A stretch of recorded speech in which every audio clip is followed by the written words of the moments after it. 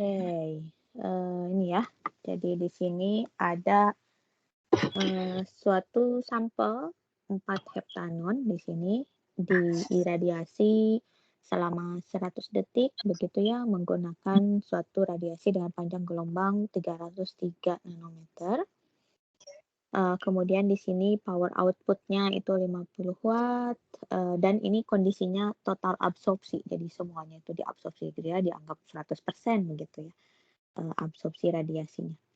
Kemudian di sini katanya ditemukan bahwa 2,8 milimol C2H4 begitu ya. Itu katanya terbentuk begitu ya. Nah, di sini ditanyakan quantum yield untuk pembentukan etena ya, C2H4 begitu ya. Oke, silahkan. Jadi pertama kan quantum yield itu quantum yield itu sama dengan mol zat yang berubah per mol zat yang diserap ya, Bu. Nah, sedangkan di sini yang diketahuinya baru mol yang berubah atau mol si produknya yaitu 2,8 mili. Jadi perlu dicari energi untuk Jadi perlu dicari mol fotonnya dulu. Oke, kita ini dulu ya, sebentar. Sambil dituliskan dulu.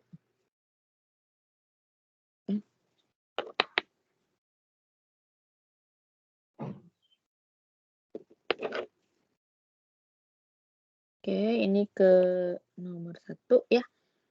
Nah, di sini kita tuliskan dulu informasi yang kita ketahui begitu ya. Jadi di sini ada diketahui begitu. Di sini pertama waktu iradiasinya ya. Jadi T-nya ini 100 begitu ya. Kemudian ini panjang gelombang dari sinar yang digunakan untuk fotokimianya itu 313 nanometer. Jadi ingat ya bahwa untuk reaksi fotokimia tertentu itu yang diserap itu hanya gelombang tertentu gitu ya. Karena kan sesuai dengan delta E untuk perpindahan misalnya dari S0 ke S1 gitu kan, itu kan energinya tertentu. Jadi memang yang diserap itu hanya yang gelombang tertentu saja begitu ya. Nah, kemudian di sini kita juga ada daya ya dari listriknya begitu. Di sini dayanya 50 watt. Kemudian ini total absorpsi jadi 100% begitu ya. Kemudian di sini ada mol dari C2H4 sebagai produk di sini 2,8 milimol begitu ya. Ya 2,8 kali 10 pangkat minus 3. Wah, begitu ya. Nah, kemudian ditanyakan di sini itu quantum yield-nya. Gitu ya. Oke, nah sekarang apa itu quantum yield? Jadi C sama dengan mol zat yang berubah. Di sini mol zat yang berubah di sini zatnya apa? Reaktan, Bu. Reaktan ya. Reaktan ya. Kenapa? Di sini reaktannya apa di sini? Reaktannya di sana 4 heptanon, Bu. 4 heptanon. Kenapa 4 heptanon bisa menyerap sinar? Karena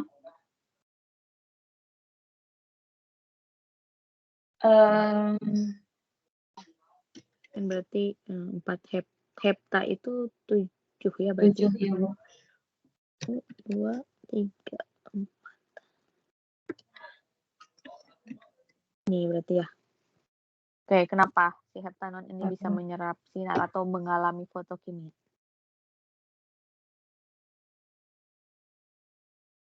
Karena dia punya gugus.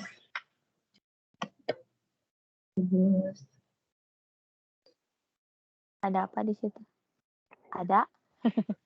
Ada ikatan Karbon, rangkap ya ya. di situ ya, Ada kromofor, karbon, ikatan CO. kromopor itu Bu. Iya, ada Ada kromofor kan. kromopor. Sebentar, ini Ya. CH-nya 1 kan gitu ya harusnya. Nggak ada, harusnya nggak ada H-nya ya. Udah 4. Nggak ada Bu, iya. Soalnya kan itu aton. Dihapus dulu. Oke. Nah, jadi kalau misalnya Anda berpikir gitu ya, apakah semua zat itu misalkan bisa melakukan fotokimia? Ya sebetulnya tidak ya. Walaupun misalnya ya setiap molekul itu punya kayak energi molekulnya sendiri, tapi kalau dia mau menyerap sinar tuh kan ya memang harus ada kromofornya begitu ya. Nah, di sini kromofornya itu ikatan rangkap ya, misalnya di sini dari CO. Nah, CO itu kan ada yang dia ikatannya sigma, ada juga ikatan pi kan ya. Kemudian di sini itu kan berarti ada 2 ya harusnya ya, 2 pasang elektron bebas ya di O-nya Iya. itu ya. Berarti kan ada apa istilahnya, ada N gitu ya, ada N, ada pi bintang gitu ya. Jadi kalau misalnya kita lihat gitu ya, dia menyerapnya itu di mana atau transisinya ke mana, apakah pi ke pi bintang atau misalkan N ke pi bintang begitu ya. Karena itu memungkinkan karena memang si CO-nya itu punya ikatan rangka, punya ikatan pi di situ. Kemudian dia punya pasangan elektron bebas, jadi dia punya N-nya juga di situ begitu ya. Nah, ini kan kemungkinan ini di daerah UV ya sebetulnya serapannya gitu ya. Makanya di sini kan lambdanya juga 313 nanometer begitu ya. Nah, jadi tadi antara reaktan itu adalah 4 heptanon dengan produk itu adalah etena gitu ya. Nah sebetulnya kalau misalkan di sini ada etena ya, etena ini juga ada double bond-nya begitu ya. Tetapi kan kita belum tahu ya apakah misalkan lambdanya itu ada di mana begitu ya. Jadi kalau misalnya yang digunakan itu lambda 313 nanometer dan itu cocok dengan CO karbonil dari 4 heptanon, maka kita bisa mengasumsikan bahwa memang etena itu tidak menyerap sinar ini begitu ya. Nah, kemudian tadi mengenai kayak misalkan untuk rumus begitu ya, misalnya psi itu adalah mol zat yang berubah. Nah, itu kita juga harus menghitungnya itu adalah dari reaktan begitu ya. Karena kenapa? Karena kan yang menyerap sinar itu ya kalau dalam istilah fotokimia itu harusnya adalah reaktan karena ini kan berkaitan dengan penggunaan sinar untuk melakukan suatu reaksi kimia. Jadi di sini mol zat yang berubah dibagi mol zat yang diserap foton. Mol zat, mol foton Bu. Mau foton yang diserap. Mol foton yang diserap. Oke. Nah, sekarang di sini ada data begitu ya. Watt ya, daya dengan lama radiasi ya. Itu kita bisa menghitung energi ya, energi total tapi. Jadi misalnya kalau kita mau mengecek begitu ya, energi total yang tersedia untuk fotokimia, jadi energi total foton, itu dihasilkan dari sumber energi listrik. Jadi kita bisa hitung di sini P kali T, dan ini 100% karena dianggap tadi absorpsinya 100%. Jadi di sini kita punya 50 watt gitu ya, dikali 100 detik begitu ya. Jadi di sini kita punya 5000 watt second atau 5000 joule ya. Second kan sama dengan joule. Nah, ini adalah energi total foton. Ya. Nah, tadi kita punya informasi bahwa panjang gelombang yang digunakan untuk radiasi fotokimianya itu lambda 313 nanometer. Jadi kita bisa menghitung energi satu foton yang panjang gelombangnya adalah 313 nanometer. Jadi di sini energi untuk satu foton gitu ya. Itu rumusnya apa? H per lambda. AC per lambda. Kemudian H-nya di sini 6,64 kali 10 pangkat minus 34 joule second. Kemudian C-nya ya kali 10 pangkat 8 meter per second. Kemudian lambda. Lambdanya 3,3 kali 10 pangkat 313 ya. Ini diubah ke meter ya. Oke, berapa ini? Berapa joule? 6,364 kali 10 pangkat minus 19 joule. 6,634 dikali 10 pangkat 19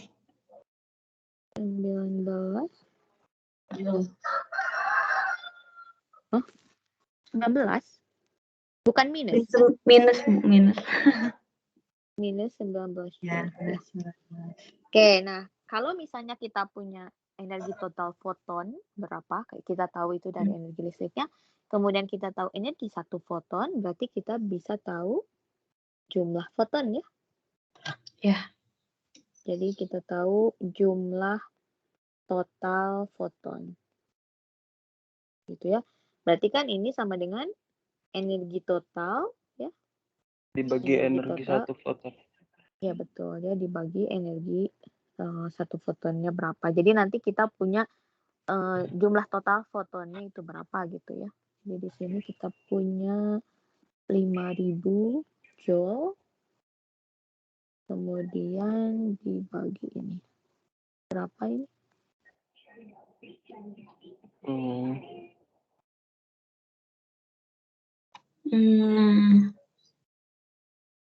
Oh, itu jumlah totalnya. Bentar, Bu. 5.000.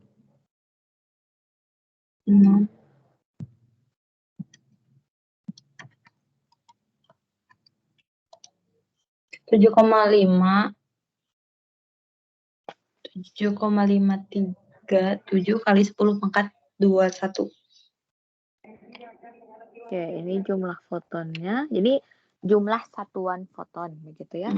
Nah, kalau kita punya jumlah total foton, kita bisa tahu jumlah mol foton dengan cara gimana? Berarti dibagi sama bilangan Avogadro ya, Bu?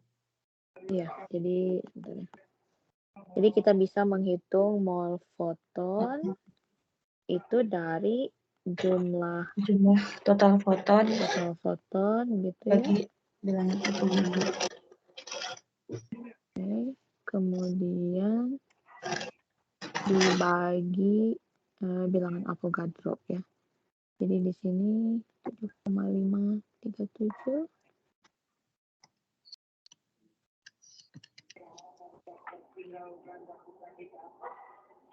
Oke, berapa ini? 0,0125. Ini dalam mol ya.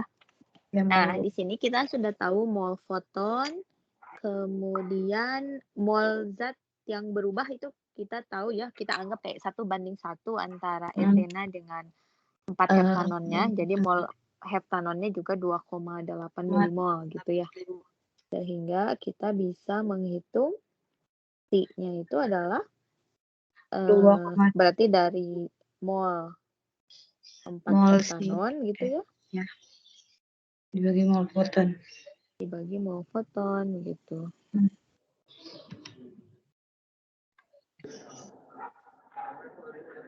berarti di sini tadi berapa?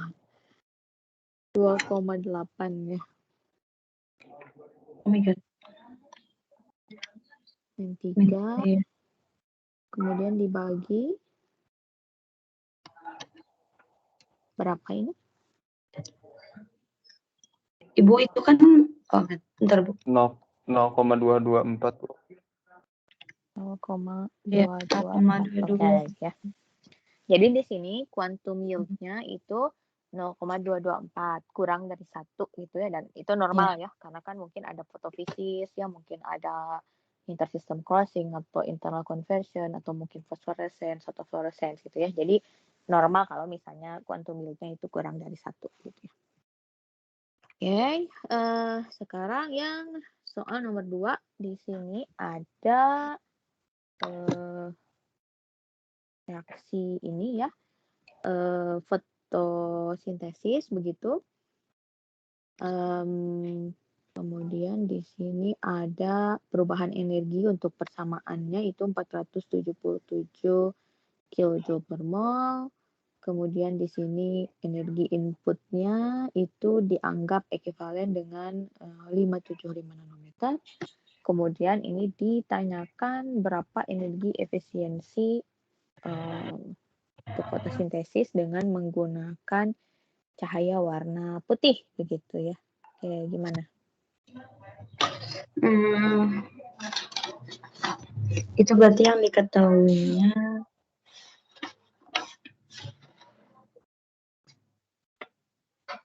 di sini kan Energi ada listrik energi 477.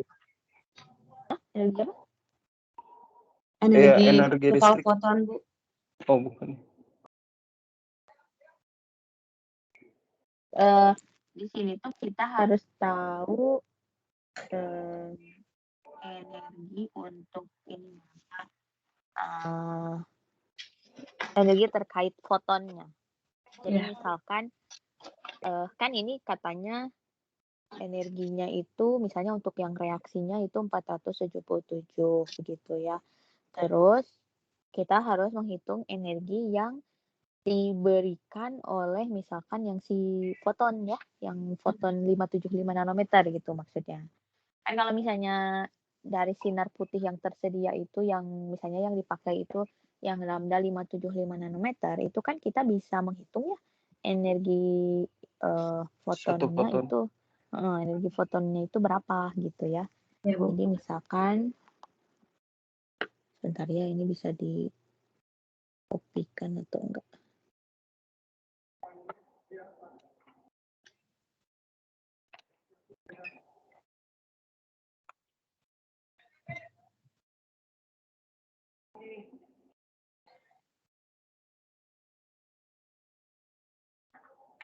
Oke. Nah di sini berarti kita hitung dulu ya untuk lambda sama dengan 575 nanometer begitu. Maka kalau misalnya kita hitung energi satu fotonnya ini sama dengan Hc per lambda berarti Hc per lambda gitu. Ya.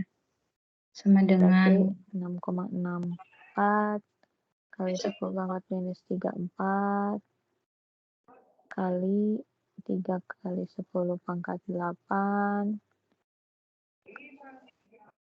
per 575 kali 10 pangkat 575 kali 10 pangkat minus 9. Berapa ini? 3,46 kali 10 pangkat min 19. Ini joule ya. Ya, Oke. Nah, ini kan satu foton ya. Kalau dalam reaksi yang ditunjukkan di sini ini kan sebetulnya melibatkan 8 foton ya. 8 foton, kemudian nah cuman di sini energinya itu dalam kilojoule per mol. Maksudnya kayak 477-nya itu dalam satuan kilojoule per mol. Artinya kita harus menghitungnya juga sebetulnya dalam satuan mol begitu ya. Jadi misalnya kayak bukan 8 foton tapi 8 mol foton gitu ya. Jadi misalkan saya hitungkan gitu ya untuk 8 mol foton. Maksudnya gimana? Maksudnya kan ini kan 477 kilojoule-nya per mol gitu. Kan ini kalau kita terjemahkan reaksinya kan untuk 1 CO2 dan 1 H2O itu perlunya 8 foton. Tapi kalau 8 foton itu kan artinya per partikel gitu ya. Kalau misalnya kita ingin menghitungnya dalam per mol berarti kan sebetulnya 1 mol CO2 ditambah 1 mol H2O itu akan butuh 8 mol foton gitu ya. Jadi di sini kita perlu hitung energi untuk 8 mol foton. Maka energinya berapa? Dikali aja kan, Bu. Berarti Dibagi 8 8 kali 8 kali nilai Avogadro. Kali apa nah, betul sekali 6,02 kali 10 pangkat 23 dikali 3,46 dikali energi satu fotonnya kan yang jadi 3,46 kali 10 pangkat minus 19 berapa itu?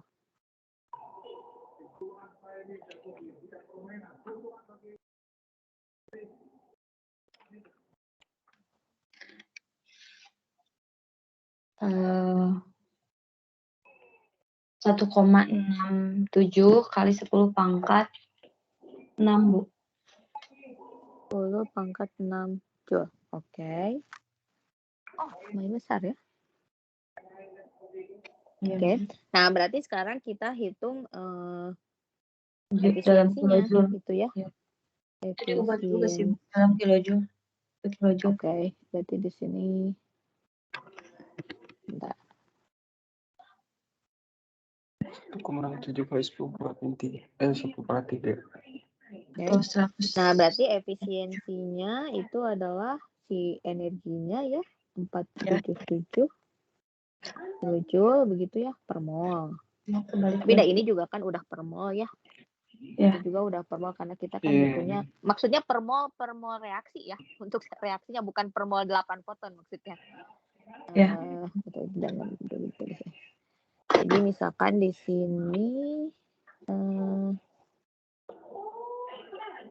ini berarti berapa tadi 1,67 kilojoule per mol ya. Jadi ini saya tambahkan keterangan untuk 1 mol reaktan ya.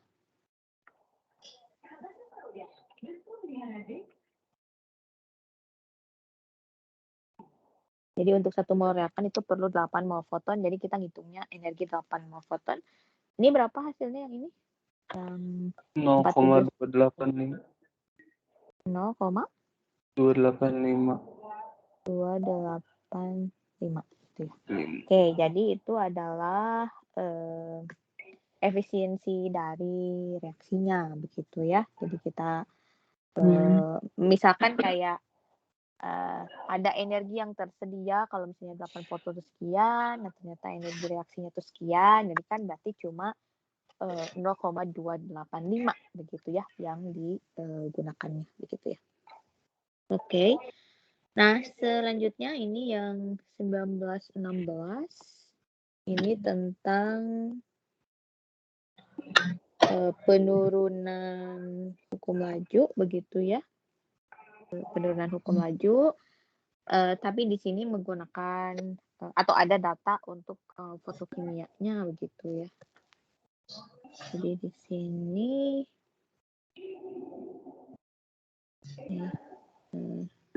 itu oke, gimana caranya? Ya, untuk mekanisme reaksi pertamanya ya harus ditulis lajunya dulu, laju reaksinya dulu.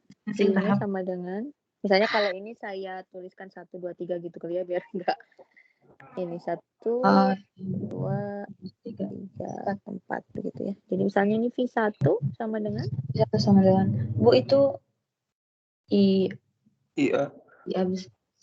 Jadi sebetulnya kan itu psi kali IA ya, tapi kita nganggapnya kan ini untuk kegiatan primernya itu dianggap kuantum yieldnya 1. Jadi kita tuliskan ya V1-nya sama dengan IA. Ya. Oke, kemudian V2-nya? V2-nya K1 kali konsentrasi CH3Cl3 ya kali konsentrasi Cl. Oke. Ya. V3 V2 V3. V3 Oh, harusnya ya nggak apa-apa lah. Ya. K2 kali konsentrasi CCl3 kali konsentrasi Cl2. Oke. Kemudian V4 K3 kali konsentrasi CCl3 dikuadratkan kali Cl2, konsentrasi Cl2. Oke, ya. Nah, di sini selanjutnya kita mengidentifikasi intermediate ya. Ya. Oke, silakan intermediate-nya apa? Cl sama CCl3 Cl sama CCl3. Oke. Jadi di sini ada Cl ya, dia dihasilkan, kemudian dia digunakan Digunakan juga, jadi kembali. dia zat antara ya. Jadi kita Ya. tinggal mencari ini juga. Kemudian selanjutnya CCl3. CCl3 Bu. CCl3 ini ya. Oke, ini juga harus digunakan berarti ya. Oke, di sini ada. Oh, di sini juga ada ya. Gitu. Sudah ya? Ya udah Bu, buang aja. Oke. Oke, sekarang kita tuliskan DI per DT, jadi kita gunakan yang keadaan teori keadaan steady state begitu ya, untuk menyelesaikan persamaan hukum lajunya. Jadi misalkan untuk intermediate pertama, misalnya untuk yang CL, bisa tuliskan DCL per DT. Silahkan, apa ungkapannya? Coba Sri dulu. Ungkapannya, bentar. Untuk yang IA, IA dikurangi. Enggak tuh. Ini kan yang V1 itu kan ada koefisien 2 CL di situ. Jadi kan ini kalau saya tuliskan V1 itu kan sama dengan misalnya minus setengah DCL2 per DT gitu ya. Atau kok minus setengah sih? Minus 1, minus sebentar. Minus gitu ya. Ini minus. Atau sama dengan plus setengah. Gitu kan? DCL per DT. Dengan kata lain, maka DCL per DT-nya itu akan sama dengan 2V1. Ya kan? Atau sama dengan 2IA. 2I. Kan kalau dilihat dari koefisien stoikiometri juga kan CL itu akan bertambah 2 kali lebih cepat dibandingkan CL2 kan. Nah, jadi apa yang dari tahap satunya untuk DCL per DT berarti sama dengan 2IA. Kemudian yang di tahap kedua? Di tahap keduanya berarti minus K1 kali konsentrasi CL kali konsentrasi CH3CL. CHCl3. Oke. Kemudian dari tahap 3 ditambah K2 kali konsentrasi CCl3 kali konsentrasi Cl2 sama dengan 0. Oke. Sekarang untuk yang intermediate selanjutnya, Harid silahkan. Yang DCCl3 per DT sama dengan K1. Oke, K1. K1 dikali CL dikali CH-CL3. Kemudian dikurangi K2 dikali CCl3 dikali Cl2. Oke. Dikurangi 2K3. Iya, betul. Dikali CCl3 dikuadratkan kali Cl2. Oke, ya. Sama dengan? Sama dengan 0. Ada 0 ya. Oke, itu untuk yang intermediate-nya. Nah, ini kan produksi karbon tetraklorida ya. Jadi kita harus mendefinisikan CCl4. Nah, CCl4-nya ini ada di tahap mana aja? Ada di tahap 3 dan 4. Oke, di sini ya. Tahap 3. Di sini ya. Kemudian di sini. Nah, sekarang kita mendefinisikan produksi CCl4. Jadi CCl4 begitu ya. kemudian dibagi titik, begitu ya. Oke, Harid, apa DCCL 4 per DT? K2. Ya K2. Dikali K2 CCL3. kali Dikali CCL3 kali CL2. Minus. kemudian Ditambah 2/3 dikali CCL3 kuadrat dikali CL2 sama dengan 0 nggak? mendekati 0. Ya, Iya. Apa maknanya kalau DP per DT sama dengan 0? Ini kondisi steady state. Bukan. Saya bertanya, apa maknanya DP per DT sama dengan apa maknanya DI per DT sama dengan 0 untuk intermediate? Artinya kalau DI per DT sama dengan 0 itu artinya? Enggak sama dengan 0. Ya makanya. Ya tapi apa? Makna DI per DT sama dengan 0 itu apa maknanya? Dia habis. Bukan habis. Tidak berubah. Tidak berubah. Konsentrasinya tidak berubah. Iya. DI-nya mah ada, intermediate-nya ada, tapi nggak berubah. Jadi kita tuliskan DI per DT sama dengan 0. Tapi kan untuk produk itu, ya masa DP per DT sama dengan 0 nanti nggak terbentuk produk. Kan DP per DT itu selalu naik kan. Maksudnya ada, ya kalau reaktannya masih ada gitu ya dia akan terbentuk. Jadi kita tidak tuliskan sama dengan 0 ya untuk produk. Gitu ya. Nah selanjutnya kita akan menggunakan data ini, ada 3 data gitu ya. Untuk mendefinisikan DCCL 4 per DT. Nah, di DCCL 4 per DT itu kan di sini itu ada CCL3 ya. Kemudian di sini ya ada CCL3. Jadi kita tidak bisa menggunakan ungkapan ini. Artinya CCL3-nya itu harus disubstitusi ya. Oke, gimana? Ini kan sebenarnya trial and error ya. Jadi ya boleh gimana?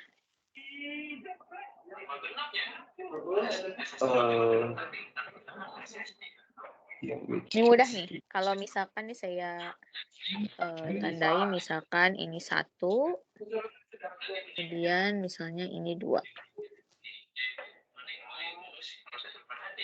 Kalau misalkan persamaan 1 gitu ya, ditambah persamaan 2, didapatnya apa? Diperoleh 2I. 2IA dikurang min 2 kali CCL3 kuadrat. Sebentar. CCL3 kuadrat dikali CL2. Kemudian sama dengan 0 ya. Oke, jadi kita bisa tahu CCL. Sebenarnya bisa kayak gini ya. 2K3.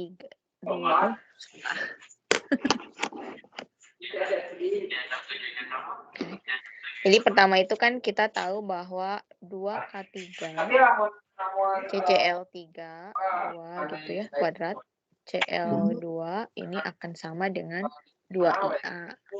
Tapi kalau kita mau tahu CCL3-nya aja atau CCL3 kuadrat lah gitu ya. Maka ini sama dengan 2IA per 2 per K3 per 2K3 kali konsentrasi CDL2. Ini ya. Atau konsentrasi CCL3 itu adalah akar ya. Ini saya ganti kurung aja ya. Jadi IA K3 dibagi K3 CL2 gitu ya. Kemudian ini pangkat setengah ya. Sebagai di akarnya. Nah, jadi kita bisa menggunakan ini ya. Sebentar, jangan 3 tuh ya. Misalnya ini tuh 3, jadi ini tuh 4, kemudian ini tuh 5. Jadi kita bisa menggunakan persamaan 4 dan 5 disubstitusikan ke persamaan 3 gitu ya. Jadi substitusikan persamaan 4 dan 5 begitu ya ke persamaan 3 begitu. Nah, jadi apa hasilnya? Eh, Dikali yang Akar. akar itu kan ya. akar Ya, dari per 3 3. CL2 4 setengah dikali Kali CL2 CL2 ditambah ditambah 2 2 ke 3 2 iya. Itu Bu. 2IA Oh iya, kan benar, pakai Bu. persamaan 4. Iya. 2IA itu. Ini sama dengan DCCL4 tadi ya. DCCL4 per DT begitu ya. Nah, jadi ini bisa juga kita bisa disederhanakan ya, CL2-nya. Ya. CL2-nya jadi yang bawah tuh jadi hilang, tapi CL2 yang satunya tuh jadi akar begitu Jadi ya. akar. Iya. Iya, Jadi bisa. kita punya di sini K2 begitu ya. Kemudian IA, kemudian CL2 gitu ya. Ya. Per K3. Kemudian ini 3 dibagi K3. Kemudian ini di akar, kemudian ditambah 2IA begitu ya. Sama dengan DCCL4 Per DT. per DT. Begitu ya. Nah, kalau misalnya kita ingin kayak jadi satu ungkapan, begitu, ini bisa kita samakan penyebutnya, begitu ya. Kalau misalnya ingin satu ungkapan, jadi misalnya yang 2IA itu dikali dengan akar K3 dan dibagi akar K3 gitu. Kalau misalnya mau betul-betul kayak satu ungkapan. Kalau ini kan kayak ada 2 ruas ya, karena ditambah. Jadi misalnya kalau seperti itu bisa juga kita tuliskan misalnya di sini A2, kemudian di sini IA, CL2 gitu ya. Di sini pangkat setengah. Kemudian di sini ditambah 2 IA, kemudian K3 pangkat setengah juga begitu ya. Baru di sini dituliskan yang K3 pangkat setengah gitu ya. Jadi sini D CCL4 DT gitu ya. Begitu ya. Jadi ini untuk ungkapan dari DCCL4 per DT-nya berdasarkan mekanisme reaksi yang ada di sini. Nah, kalau misalkan kita lihat ini kan sebetulnya jadi ini seolah-olah pangkat setengah ya terhadap CL2-nya begitu ya. Iya. Oke. Tapi di sini tuh berarti seolah-olah si kloroformnya itu tidak berpengaruh begitu ya. Kalau dilihat dari kayak laju reaksinya gitu ya. Iya, CHCl3-nya itu tidak mempengaruhi laju reaksi, tapi di situ kan ada IA ya, jadi lebih ke ya seberapa banyak gitu ya sinar yang diabsorpsi oleh reaksi. Oke, itu untuk penurunan hukum lajunya. Sekarang kita ke yang ini, yang apa reaksi fotokimia yang untuk 1937. Ini saya ini dulu.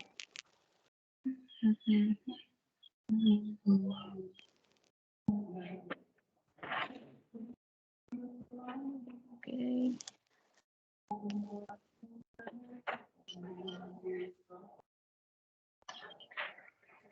Oke, ini soalnya. Oke, silahkan. Kita tulis dulu yang Ya, diketahuinya apa diketahui. gitu ya. Oke. Oke, jadi di sini ada suatu reaksi fotokimia dari molekul biologis gitu ya. Dimana ini adalah untuk produksi vitamin D gitu ya. Kemudian di sini ada lambda ya, lambda ultraviolet 310 nano. 310 nanometer.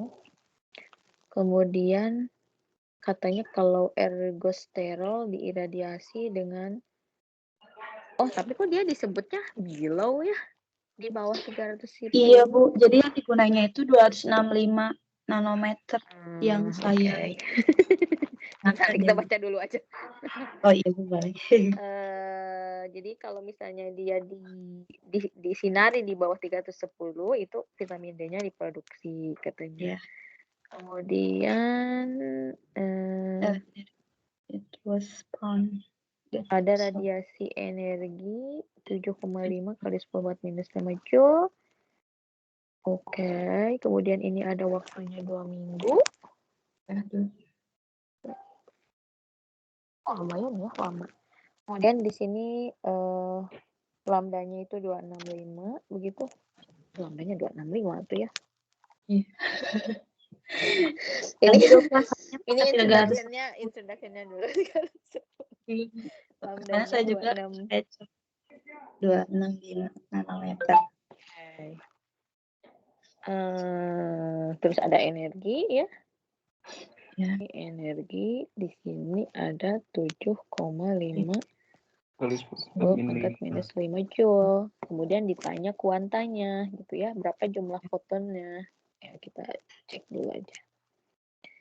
Oke, energi satu fotonnya untuk lambda 265. Ini berarti pakainya yang Hc per lambda ya. Jadi kita hitungkan 6,64 kali 10⁻⁻34 Joule second dikali C. Ini. Kemudian dibagi 265 kali 10⁻⁻9 meter. Oke. Berapa ini? Dengan 7,517 kali 10⁻⁻19 Joule. Kali 10⁻⁻19 Joule. Oke. Ini ada satu foton. Terus kalau kita perlu energinya 7,5 kali 10⁻⁻5 Joule, berarti jadi kita hitung jumlah foton ya. Jumlah fotonnya ya, Bu. Kuantitas fotonnya berapa? Jadi jumlah foton berarti kan sama dengan tadi 7,5 kali 10⁻⁻5 gitu ya. Dibagi dengan energi satu fotonnya. Energi satu fotonnya 7,517. Berapa jumlahnya?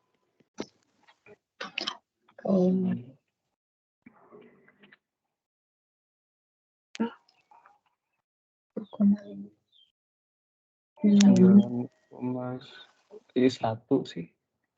9,97. 9,97. Oh. 9,97. 9,97 dikali 10 pangkat 14. 13 meren ya? Oh iya 13.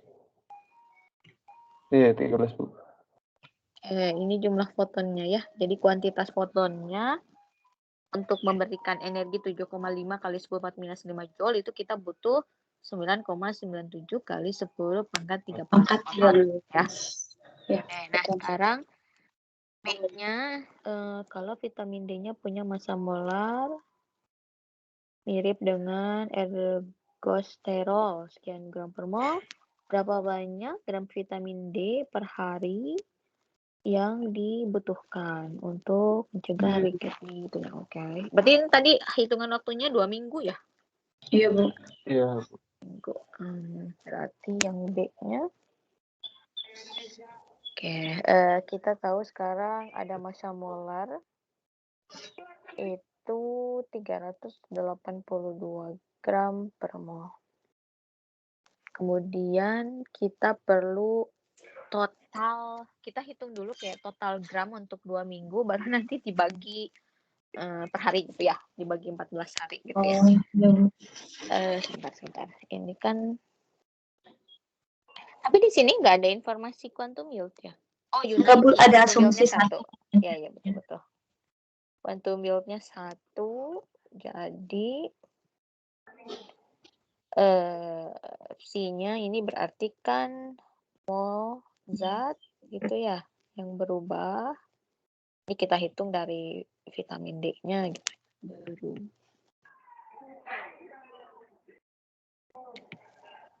Kemudian di sini dibagi mol foton yang diserap ya.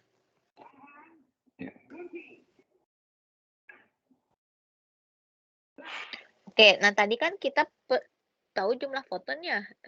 Ini mol fotonnya berapa? Kalau dibagi Avogadro berarti.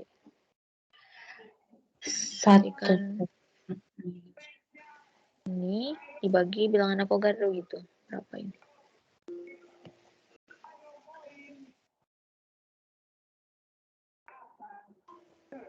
1,657 kali 10 pangkat min 10, Bu. 1,657 kali 10 pangkat minus 10 mol. Oke. Iya. Berarti mol zat yang berubahnya sama ya? Karena ininya sama dengan 1 kan? Iya. Jadi mol vitamin D ini sama dengan mol foton begitu ya? Kali pesinya. Berarti ini 1,657 kali 10 pangkat minus 10 ya. Oke. Nah, berarti kalau kita, ini kan total untuk 2 minggu ya tadi informasinya ya. Berarti masanya, masa vitamin D-nya sama dengan ini tadi 2 weeks ya. Berarti ini ya 1,657 pangkat minus 10 kali 382 ya.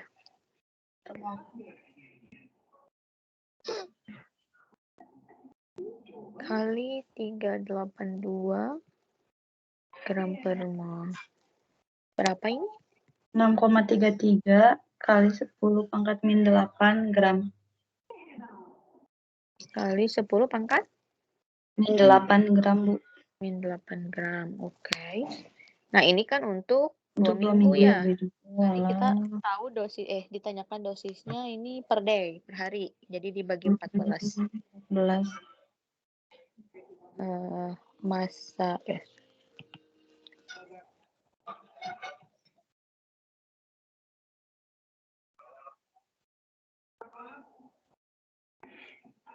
Bagi 14 hari. Kecil banget berarti ya. Gimana ini ngukurnya? Saya ngiranya, Bu, 6,33 kali 10 pangkat min 8 gram itu untuk setiap detiknya. Jadi kalau misalkan untuk perharinya berarti dikali 24 jam kali 60 menit kali 60 detik. Itu hasilnya 5,47 kali 10 pangkat min 3 gram per hari. Kalau misalkan 2 minggu berarti dikali itu. Sebentar. Kenapa disimpulkan bahwa ini tuh per detik? Terima kasih, Bu.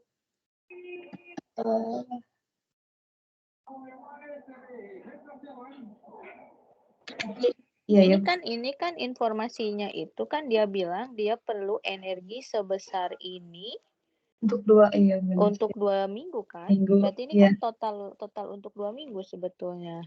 Oh iya, Bu. Nah, untuk total energi segitu tuh kan perlu vitamin D-nya itu sekian gram, yang tadi 10 pangkat minus 8 gram kan? Artinya kan kalau per hari dibagi 14. Oh iya. Iya, betul. Iya kan? Iya, saya nggak tahu juga sih Iya. kenapa kecil banget hasilnya. Emang gitu mungkin. Oke, berapa ini hasilnya? 4,5. 4,2 kali 10 pangkat min 9 gram per hari. Oke, gitu ya. Oke, jadi ini jawabannya ya. Yang kita asumsikan yang hitungan-hitungan sebelumnya benar. Karena kan itu sekian joule dalam 2 minggu begitu ya. Artinya kan per harinya berarti joule-nya itu memang perlu sedikit kan.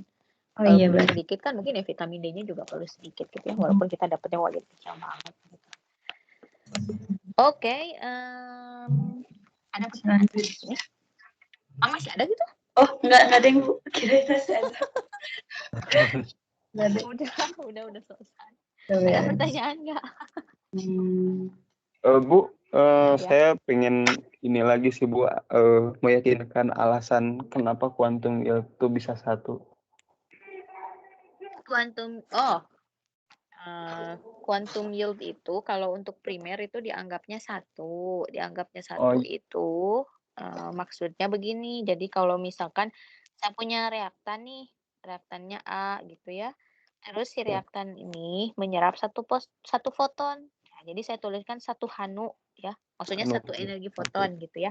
Nah, ketika si A ini menyerap energi yang energinya itu pas dengan tingkatan energi molekul, misalnya untuk dia tereksitasi dari S0 ke S1 misalnya, pas kan misalnya, nah ini A itu akan tereksitasikan, misalnya kita tuliskan A bintang gitu. Nah, idealnya si A bintang ini menghasilkan produk. Jadi kalau 1 hanu diserap oleh 1 molekul A, akan dihasilkan 1 produk gitu. Itu kita tuliskan itu quantum yield-nya 1. Nah, tapi pada kenyataannya sebelumnya tuh kan pernah dibahas ya waktu kemarin itu, misalnya kan untuk di sini kan kalau ada molekul dari A ke A bintang itu kan misalkan dia bisa saja kalau idealnya ya dari A bintang itu menjadi produk.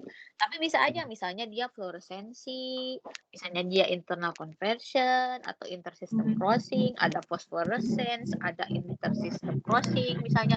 Berarti kan segala macam tuh yang harusnya si A bintang itu jadi produk, jadinya dia malah ke bawah jadi A lagi. Nah, kalau seperti itu kan jadi berkurang quantum yield-nya. Ya kan? Iya. Jadi si quantum yield-nya itu sebelumnya tuh ada mana ya? Yang saya ini, tuliskan. yang kuning. Nah, ini nih. Nah, jadi quantum yield itu sama dengan quantum yield R reaksi fotokimia maksudnya. Ya. Ditambah quantum yield untuk fluorescence, kemudian untuk phosphorescence, internal conversion sama intersystem crossing. Jadi sebetulnya normal kalau quantum yield-nya itu kurang dari 1 karena ada kemungkinan si A bintang yang ada di S1 itu bukan menjadi produk, tapi misalnya deeksitasi gitu ke bawah. Oh iya, nggak ada jadi di produk. mana-mana. Kalau kayak gitu kan jadinya berkurang kan. Harusnya kan kalau 1 hanu diserap itu A-nya tereksitasi terus membentuk produk, tapi ternyata nggak kayak gitu. Nah, kalau nggak kayak gitu berarti quantum yield-nya itu nggak 1. Kalau quantum yield-nya 1 untuk reaksi artinya tidak ada fosforensi, tidak ada fluoresensi, tidak ada internal conversion, tidak ada intersystem crossing. Jadi benar-benar 1 gitu. 1 hanu yang diserap tuh A bintang itu menjadi produk gitu.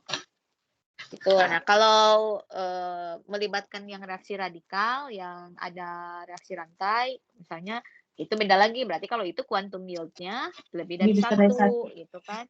Karena misalnya sinar yang diserapnya cuma 1 hanu aja, tapi pas dia ngebentuk radikal, si radikal ini menyerang reaktan yang lain gitu. Jadi biayanya cuma 1 hanu, tapi A yang berubahnya misalnya 100. Berarti kan jadinya quantum yield-nya 100. Karena apa? Karena ada 100 molekul A yang berubah, tapi harga biayanya cuma 1 foton gitu ya. Jadi quantum yield-nya misalnya 100 kalau misalkan ada melibatkan reaksi rantai.